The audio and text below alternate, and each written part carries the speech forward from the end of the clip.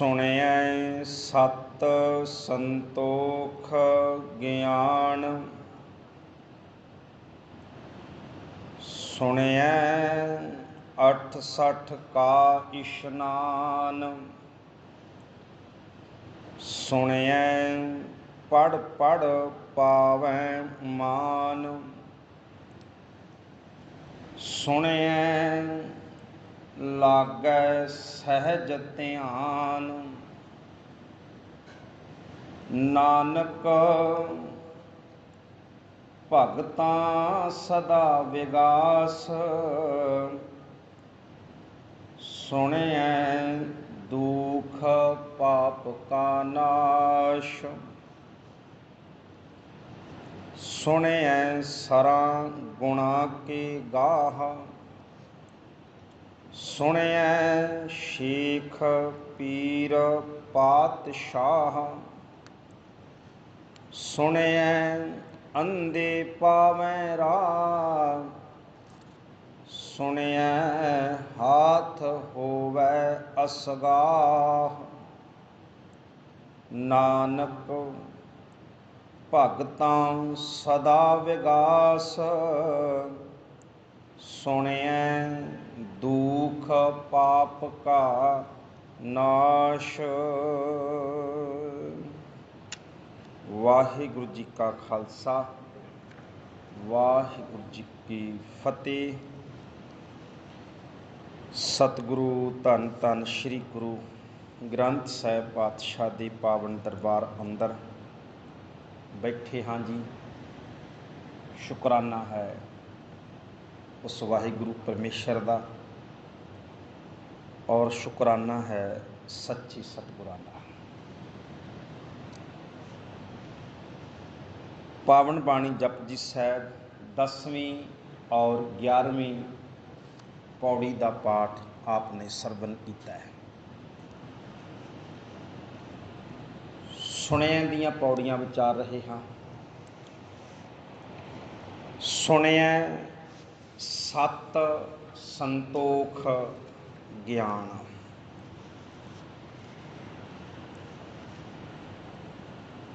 ਸੁਣਨ ਦੀ ਮਹਾਨਤਾ, ਸੁਣਨ ਦੇ ਨਾਲ ਕੀ ਪ੍ਰਾਪਤੀ ਹੁੰਦੀ ਹੈ, ਕਿਉਂ ਬਾਣੀ ਸੁਣੀਏ, ਸਵਾਲ ਪੈਦਾ ਹੁੰਦਾ ਹੈ। ਕਿਉਂ ਗੁਰੂ ਦੀ ਬਾਣੀ ਸੁਣੀਏ, ਕਿਉਂ ਪਰਮਾਤਮਾ ਦੇ ਨਾਮ ਨੂੰ ਸੁਣੀਏ, ਕੀ ਪ੍ਰਾਪਤ ਹੋਵੇਗਾ, ਕੀ ਮਿਲੇਗਾ। ਕਿਉਂਕਿ ਮਨੁੱਖੀ ਸੁਭਾਅ ਹੈ, ਇਹ ਕੋਈ ਵੀ ਕੰਮ ਕਰਦਾ ਹੈ ਪਹਿਲਾਂ ਸੋਚਦਾ ਵੀ ਇਹਦੇ ਨਾਲ ਮਿਲੂਗਾ ਕੀ। ਦ੍ਰਿਸ਼ਟੀ ਹੈ ਨਾ, ਸੰਸਾਰੀ ਦ੍ਰਿਸ਼ਟੀ ਇਹੀ ਕਹਿੰਦੀ ਹੈ ਵੀ ਇਹਦੇ ਨਾਲ ਕੀ ਹੋ ਜਾਏਗਾ, ਇਹ ਕਰਾਂਗਾ ਤਾਂ ਕੀ ਪ੍ਰਾਪਤ ਹੋਵੇਗਾ। ਤੋ ਸੁਣਨ ਦੇ ਨਾਲ ਕੀ ਪ੍ਰਾਪਤੀ ਹੋਏਗੀ, ਕੀ ਮਿਲੇਗਾ, ਇਹ ਸਤਿਗੁਰੂ ਪਾਤਸ਼ਾਹ ਸਾਨੂੰ ਸਮਝਾ ਰਹੇ ਹੈ। ਸੁਣਿਐ ਸਤ ਸੰਤੋਖ ਗਿਆਨ, ਇਹ ਨੇ ਧਰਮ ਦੇ ਰੱਬੀ ਗੁਣ। ਸਤ ਜਿਹੜਾ ਸ਼ਬਦ ਹੈ ਗੁਰਮੁਖੋ, ਇਹ ਬਹੁਤਾਂਤ ਗੁਰੂ ਗ੍ਰੰਥ ਸਾਹਿਬ ਪਾਤਸ਼ਾਹ ਜੀ ਦੀ ਬਾਣੀ ਅੰਦਰ ਦੋ ਸਰੂਪਾਂ ਦੇ ਵਿੱਚ ਆਇਆ। ਤੱਤੇ ਨੂੰ ਸਿਹਾਰੀ ਸਤ ਜਾਂ ਤੱਤੇ ਨੂੰ ਔਂਕੜ ਸਤ। ਔਰ ਮੈਂ ਅੱਜ ਇਸ ਸੁਬਾਹ ਉੱਠ ਕੇ ਦੇਖ ਵੀ ਰਿਹਾ ਸੀ ਕਾਫੀ ਵੀ ਗਿਣਤੀ ਵਾਚ ਕਿਤੇ ਵੀ ਸਤ ਨਹੀਂ ਆਇਆ ਪਾਤਸ਼ਾਹ ਦੀ ਬਾਣੀ, ਮੇਰੀ ਨਜ਼ਰ ਵਿੱਚ ਨਹੀਂ ਆਇਆ। ਤੁਸੀਂ ਕਦੇ ਇੱਦਾਂ ਪੜ੍ਹੋ ਵੀ ਗਿਣਤੀ ਵਿੱਚ ਵੀ ਗਿਣਤੀ ਲਈ ਆਉਂਦਾ ਵੀ ਸੱਤ, ਜਿਵੇਂ 6 7 8 ਹੁੰਦਾ, ਸ਼ਾਇਦ ਤੁਹਾਡੀ ਨਿਗਾਹ ਕਦੇ ਆ ਜਾਏ। ਤੋ ਤੱਤੇ ਨੂੰ ਔਂਕੜ ਲੱਗਿਆ ਹੋਇਆ ਹੈ।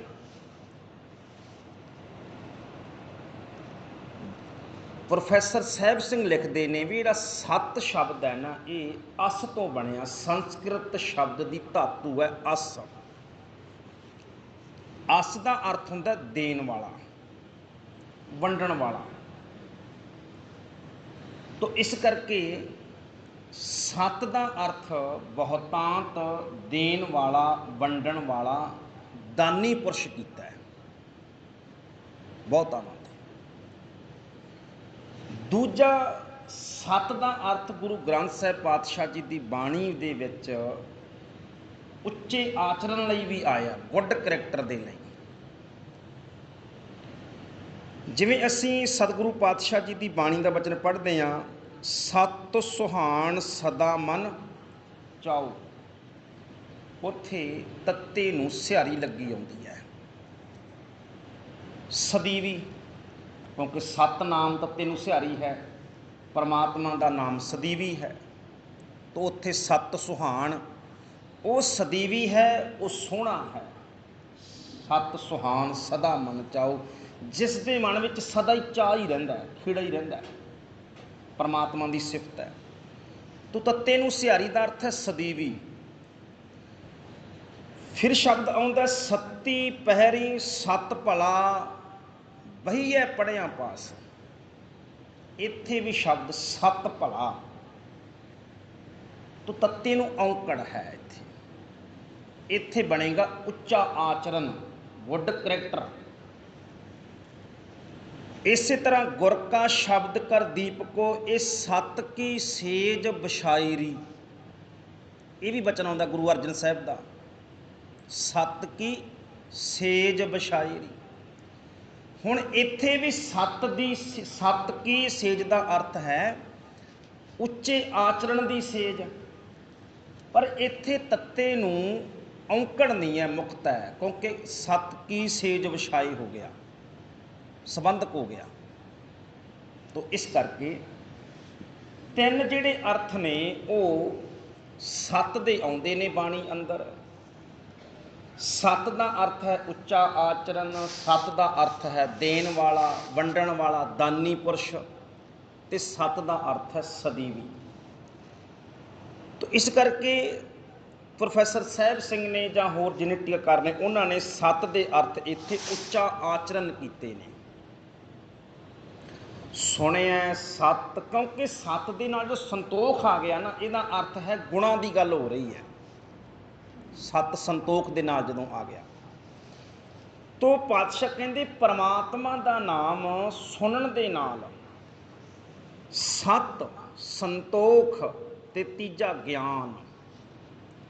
ਪਾਤਸ਼ਾਹ ਕਹਿੰਦੇ ਨੇ ਭਾਈ ਉੱਚਾ ਆਚਰਨ, ਸੰਤੋਖ ਦਾ ਅਰਥ ਹੈ ਸਬਰ ਵਾਲਾ, ਯੋਗ ਦਾ ਅਰਥ ਸਬਰ ਪ੍ਰਾਪਤ ਹੋ ਜਾਣਾ, ਜੋ ਪਰਮਾਤਮਾ ਨੇ ਦਿੱਤਾ ਉਸੇ ਨਾਲ ਜ਼ਿੰਦਗੀ 'ਚ ਟਿਕਾ ਹੈ, ਤੋ ਸਬਰ ਹੈ। ਗਿਆਨ ਦਾ ਅਰਥ ਹੈ ਗਿਆਨ। ਤੋ ਪਾਤਸ਼ਾਹ ਕਹਿੰਦੇ ਪਰਮਾਤਮਾ ਦਾ ਨਾਮ ਸੁਣਨ ਦੇ ਨਾਲ ਮਨੁੱਖ ਉੱਚੇ ਆਚਰਨ ਵਾਲਾ, ਸੰਤੋਖ ਵਾਲਾ ਤੇ ਗਿਆਨਵਾਨ ਹੋ ਜਾਂਦਾ ਹੈ। ਸੁਣਿਆ ਸਤ ਸੰਤੋਖ ਗਿਆਨ, ਸੁਣਿਆ 68 ਕਾ ਇਸ਼ਨਾਨ। ਆਹ ਗੁਰਮੁਖੋ ਜਿਹੜੇ ਬਚਨ ਨੇ ਨਾ, ਇਹਨੂੰ ਬੜੇ ਧਿਆਨ ਨਾਲ ਸਮਝੋ ਜੀ। ਮੈਂ ਦਾਅਵਾ ਨਹੀਂ ਕਰਦਾ ਵੀ ਜੋ ਮੈਂ ਕਰਦਾ ਮੈਂ ਤੁਹਾਨੂੰ ਵਾਰ-ਵਾਰ ਕਹਿ ਰਿਹਾ, ਪਰ ਕੁਝ ਐਸੇ ਅਰਥ ਨੇ, ਮੇਰਾ ਗੁਰਮੁਖੋ ਸੁਭਾਅ ਥੋੜ੍ਹਾ ਜਿਹਾ ਇੱਦਾਂ ਦਾ ਵੀ ਲਕੀਰ ਖਿੱਚ ਕੇ ਚੱਲੋ ਸਨਾਤਨ ਮਤ ਨਾਲੋਂ, ਅੱਧ ਵਿਚਕਾਰ ਨਾ ਲਟਕੀਏ। ਤੋ 68 ਕਾ ਇਸ਼ਨਾਨ ਦੇ ਬਹੁਤਾਂਤ ਜਿਹੜੇ ਵਿਦਵਾਨ ਨੇ, ਬਹੁਤੇ ਵਿਦਵਾਨ ਨੇ, ਉਹਨਾਂ ਨੇ ਇਹ ਕੀਤਾ ਵੀ ਪਰਮਾਤਮਾ ਦਾ ਨਾਮ ਸੁਣਨ ਦੇ ਨਾਲ 68 ਤੀਰਥਾਂ ਦਾ ਇਸ਼ਨਾਨ ਹੋ ਜਾਂਦਾ ਹੈ। ਇੱਦਾਂ ਬਹੁਤਾਂ ਤੁਸੀਂ ਦੇਖੋ, ਇੱਦਾਂ ਆਉਂਦੇ ਨੇ ਅਰਥ ਬਹੁਤੇ, ਜਾਂ 68 ਤੀਰਥਾਂ ਦੇ ਬਰਾਬਰ ਪਰਮਾਤਮਾ ਦਾ ਨਾਮ ਸੁਣੀਏ ਤੇ ਮਹਾਤਮ ਮਿਲ ਜਾਂਦਾ ਹੈ। ਪਰ ਇਹਦੇ ਵਿੱਚ ਵੀ ਨਾ ਬ੍ਰਾਹਮਣਵਾਦ ਦਾ ਝਲਕਾਰਾ ਮਿਲਦਾ ਕਿਤੇ ਨਾ ਕਿਤੇ, ਇਹ ਅਰਥਾਂ ਦੇ ਵਿੱਚ ਥੋੜ੍ਹਾ ਜਿਹਾ ਕਿਵੇਂ ਸਮਝੋ ਜੇ, ਜਿਵੇਂ ਆਪਾਂ ਇਹ ਕਹਿ ਦਈਏ, ਹੁਣ ਸਮਝੋ ਵੀ ਪਰਮਾਤਮਾ ਦਾ ਨਾਮ ਸੁਣਨ ਦੇ ਨਾਲ 68 ਤੀਰਥਾਂ ਦੇ ਇਸ਼ਨਾਨ ਜਿੰਨਾ ਮਹਾਤਮ ਮਿਲ ਜਾਂਦਾ ਹੈ।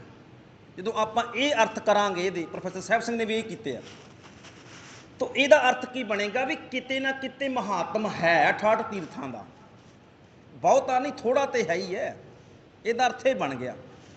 ਜਿਵੇਂ ਆਪਾਂ ਸੌਖਾ ਲੈ ਲਈਏ ਵੀ ਬਾਬਾ ਕਬੀਰ ਸਾਹਿਬ ਕਹਿੰਦੇ ਜਲ ਕੈ ਮੱਜਣ ਜੇ ਗਤ ਹੋਵੈ, ਨਿਤ ਨਿਤ ਮੇਂਢੁਕ ਨਹਾਵੈ।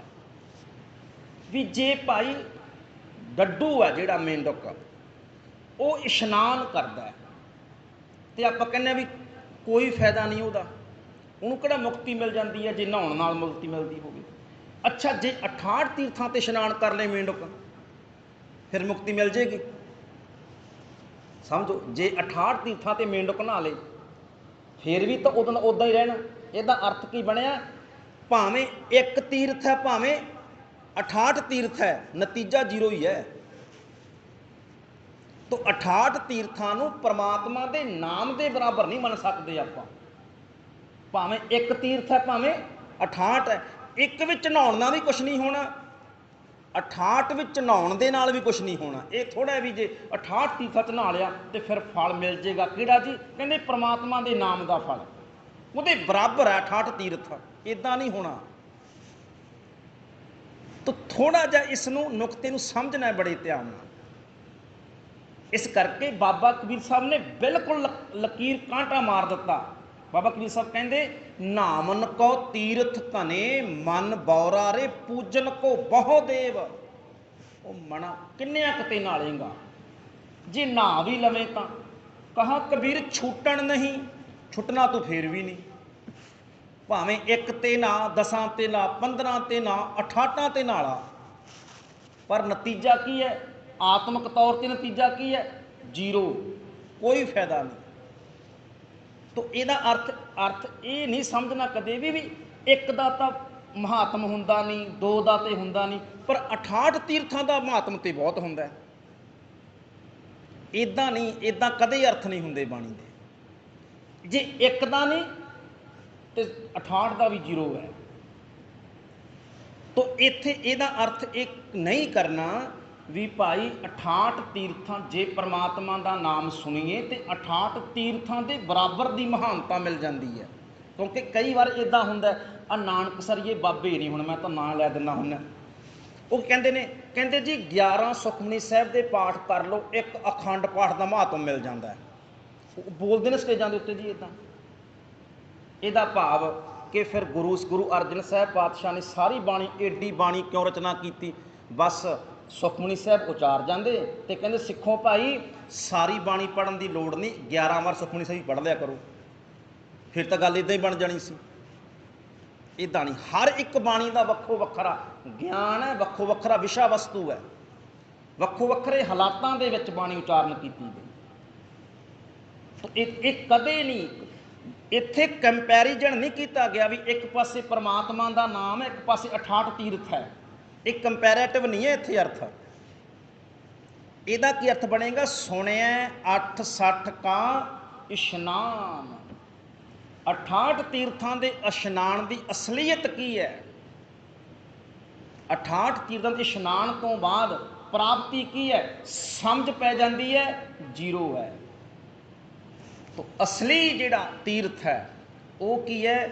ਪਾਤਸ਼ਾਹ ਨੇ ਫਿਰ ਗਿਆਨ ਬਖਸ਼ਿਆ। ਪਾਤਸ਼ਾਹ ਕਹਿੰਦੇ ਤੀਰਥ ਨਾਮਨ ਜਾਉ ਤੀਰਥ ਨਾਮ ਹੈ। ਆਹ ਹੈ ਗੁਰੂ ਦਾ ਗਿਆਨ। 68 ਤੀਰਥਾਂ ਦੀ ਬਰਾਬਰੀ ਉੱਥੇ ਨਾਮ ਨਾਲ ਨਹੀਂ।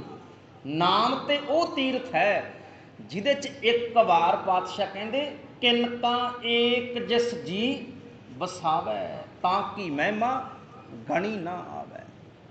ਤੋ ਇਸ ਕਰਕੇ 68 ਤੀਰਥਾਂ ਦੀ ਅਸਲੀਅਤ ਕੀ ਹੈ? ਅਸਲੀਅਤ ਇਹੀ ਹੈ, ਕਹੇ ਕਬੀਰ ਛੂਟਣ ਨਹੀਂ ਮਨ ਬੌਰਾ ਰੇ ਛੂਟਨ ਹਰ ਕੀ ਸੇਵ। ਇਹ ਹੈ ਅਸਲੀਅਤ। ਤੋ ਇਸ ਕਰਕੇ ਇਹ ਸਮਝ ਪੈ ਜਾਂਦੀ ਹੈ ਮਣਾ, ਆਤਮਾ ਦਾ ਇਸ਼ਨਾਨ ਸਤਸੰਗਤ ਰੂਪੀ ਸਰੋਵਰ ਦੇ ਉੱਪਰ ਬਾਣੀ ਦੇ ਗੁਰੂ ਦੇ ਗਿਆਨ ਦੇ ਵਿੱਚ ਇਸ਼ਨਾਨ ਕਰਕੇ ਪ੍ਰਾਪਤ ਹੋਣਾ ਹੈ। ਤੀਰਥ ਨਾਮਣ ਜਾਉ ਤੀਰਥ ਨਾਮ ਹੈ। ਤੀਰਥ ਸ਼ਬਦ ਵਿਚਾਰ, ਇਹ ਸਮਝਿਆ ਕਰ।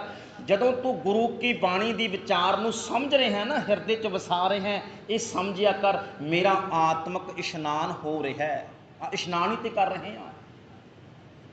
ਇਹਨੇ ਕੀ ਹੈ? ਸਾਡੇ ਮਨ ਦੇ ਕਿੰਨੇ ਭਰਮ ਮਿਟਾ ਦੇਣੇ। ਲੈ ਮਿਟ ਗਿਆ ਨਾ ਭਰਮ। 68 ਤੀਰਥਾਂ ਦਾ ਇਸ਼ਨਾਨ ਕੀ ਹੈ? ਜ਼ੀਰੋ ਹੈ। ਲੈ ਹੋ ਗਿਆ ਨਾ ਆਤਮਾ ਦਾ ਇਸ਼ਨਾਨ ਗਿਆਨ ਦੇ ਵਿੱਚ, ਮਿਟ ਗਿਆ ਭਰਮ। ਇੱਦਾਂ ਬਾਣੀ ਭਰਮ ਮਿਟਾਉਂਦੀ ਹੈ, ਇੱਦਾਂ ਭਰਮਾਂ ਦੀ ਮੈਲ ਮਿਟਾਉਂਦੀ ਹੈ ਬਾਣੀ। ਤੋ ਸਮਝਣਾ ਅਸੀਂ ਭਾਈ ਇਸ ਤੀਰਥ ਦੇ ਉੱਤੇ ਹੀ ਬੈਠੇ ਹਾਂ। ਬਸ ਸਤਸੰਗਤ ਸਭ ਤੋਂ ਵੱਡਾ ਤੀਰਥ ਹੈ ਸਿੱਖ ਦੇ ਲਈ। ਸਭ ਤੋਂ ਵੱਡਾ ਸਵਰਗ ਵੀ ਸਿੱਖ ਲਈ ਗੁਰੂ ਹੈ, ਗੁਰੂ ਦੀ ਸੰਗਤ ਹੈ। ਪਾਤਸ਼ਾਹ ਕਹਿੰਦੇ ਭਿਸਤ ਨਜ਼ਦੀਕ ਰਾਖ ਰਹਿਮਾਨਾ, ਮੈਨੂੰ ਤੇ ਗੁਰੂ ਪਾਤਸ਼ਾਹ ਆਪਣੇ ਨਜ਼ਦੀਕ ਰੱਖ, ਮੇਰੇ ਲਈ ਇਹੀ ਸਵਰਗ ਹੈ ਬਸ।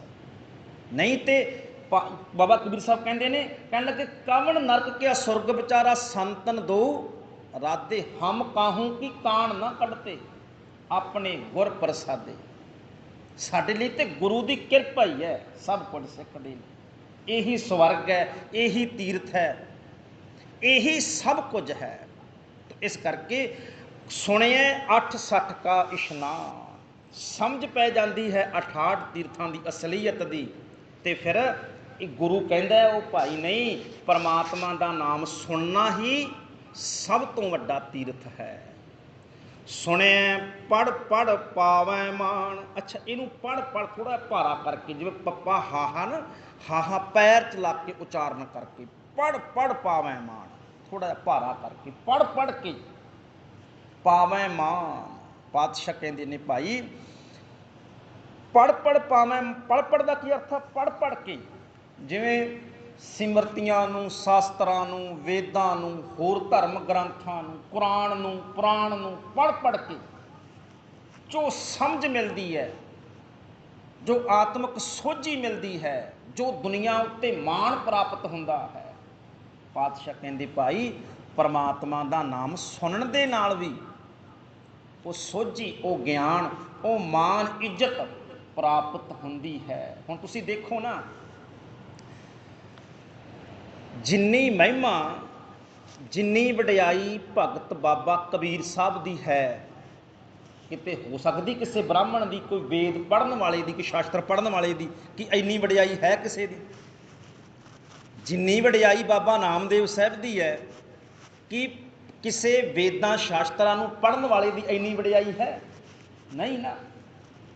ਗੁਰੂ ਗ੍ਰੰਥ ਸਾਹਿਬ 'ਚ ਬੈਠੇ ਹੈ ਪੰਡਤ, ਠੀਕ ਹੈ, ਬ੍ਰਾਹਮਣ ਕਹਿੰਦਾ ਵੀ ਚੱਲ ਧੱਕੇ ਮਾਰ, ਤੈਨੂੰ ਹਸਤ ਖਿਲਤ ਤੇਰੇ ਦੇਹੁਰੇ ਆਇਆ, ਭਗਤ ਕਰਤਨਾਮਾ ਪਕੜ ਉਠਾਇਆ। ਠੀਕ ਹੈ, ਧੱਕੇ ਮਾਰੇ, ਤੇ ਗੁਰੂ ਅਰਜਨ ਸਾਹਿਬ ਨੇ ਬਾਂਹ ਪਕੜ ਲਈ ਬਾਬੇ ਨਾਮਦੇਵ ਦੀ। ਆਤਮਿਕ ਤੌਰ ਦੇ ਉੱਤੇ ਸਮਝ ਲਓ ਇਸ ਗੱਲ ਨੂੰ।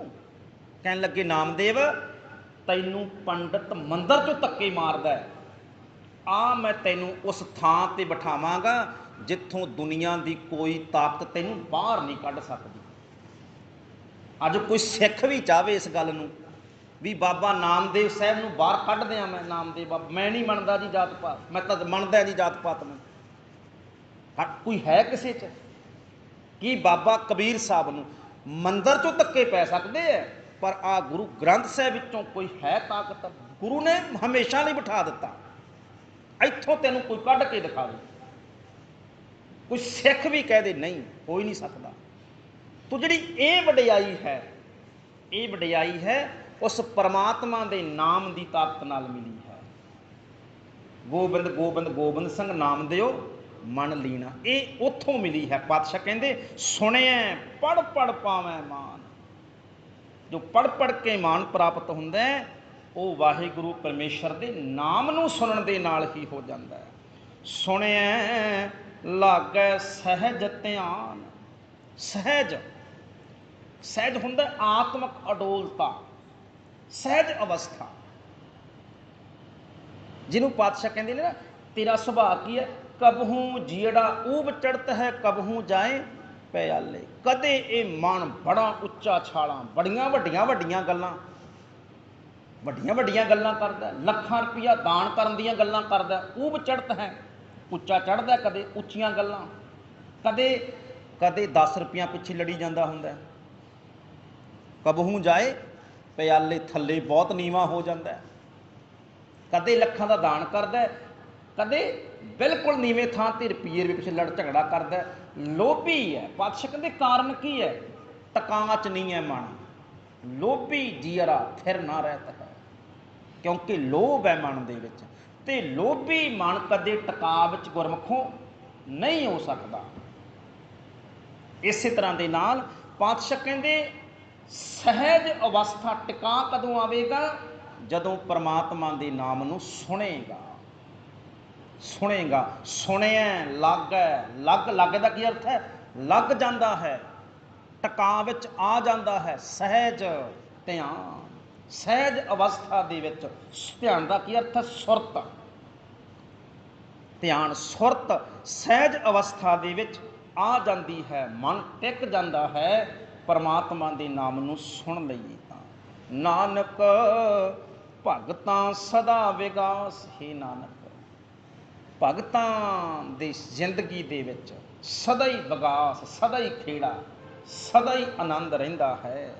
ਸੁਣਿਆ ਕਿਉਂ?